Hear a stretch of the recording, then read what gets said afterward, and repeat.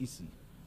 Mais Haïti, la première nation noire indépendante du monde, est aussi la grande victime d'une injustice historique qui a non seulement retardé son développement, a aussi marqué son peuple d'un fardeau dont les répercussions se font encore sentir. En 1825, à peine 21 ans après avoir gagné sa liberté au prix d'une lutte héroïque, Haïti a été contrainte de payer une dette colossale à la France, pays colonisateur, en échange de la reconnaissance de son indépendance. Cette rançon imposée sous la menace a siphonné les ressources de la jeune nation, la plongeant dans un cycle infernal d'appauvrissement dont elle peine toujours à sortir. Cette dette a été une forme de punition pour sa hardiesse à se libérer des chaînes de l'esclavage et hisser l'être haïtien à la dignité de l'homme. Elle a été une pénalité injuste qui a asphyxié le potentiel économique et social du peuple noir d'Haïti pendant des générations. Dans le contexte d'aujourd'hui, où plus que jamais, l'attention est portée sur les efforts pour restaurer sans délai la sécurité et répondre aux immenses besoins humanitaires en Haïti, il me paraît important d'attirer l'attention de l'Assemblée sur les séquelles du passé colonial et des rançons payées à certaines puissances qui ont largement hypothéqué le développement d'Haïti. Il n'est pas sans intérêt de rappeler qu'Haïti a été le seul pays à avoir payé pour son indépendance, obtenue pourtant dans le feu et dans le sang.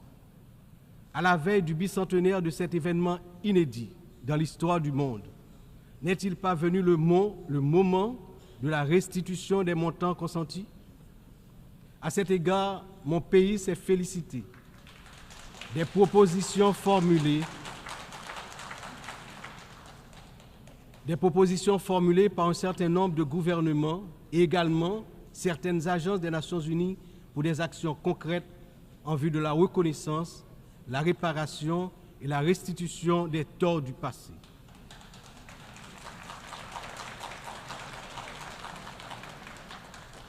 Haïti a confiance sans réserve dans l'Organisation des Nations Unies, dont les piliers sont la lutte pour l'égalité entre les peuples et le maintien de la paix entre les nations, pour jouer son rôle notamment dans la mise en place des mécanismes appropriés pour faciliter le dialogue entre les pays victimes de la colonisation et les anciennes puissances coloniales.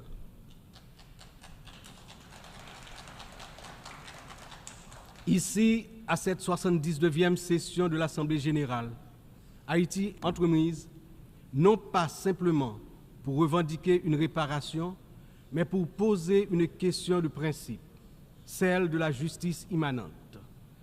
Ma démarche est résolument engagée, structurée et bien documentée.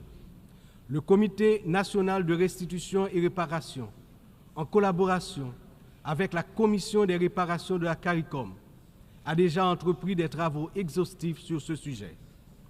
Nous demandons la reconnaissance d'une dette morale et historique et la mise en œuvre de réparations justes et appropriées qui permettront à notre peuple de se libérer des chaînes invisibles de ce passé injuste. Excellences, Mesdames et Messieurs, l'histoire nous enseigne que les nations ne se relèvent pas dans l'isolement, mais dans l'union des forces, dans l'engagement résolu à bâtir un avenir commun. Haïti, cette terre qui a offert au monde un symbole de liberté inébranlable et qui a aidé plusieurs nations à se libérer du joug du colonialisme barbare, ne cherche pas la charité.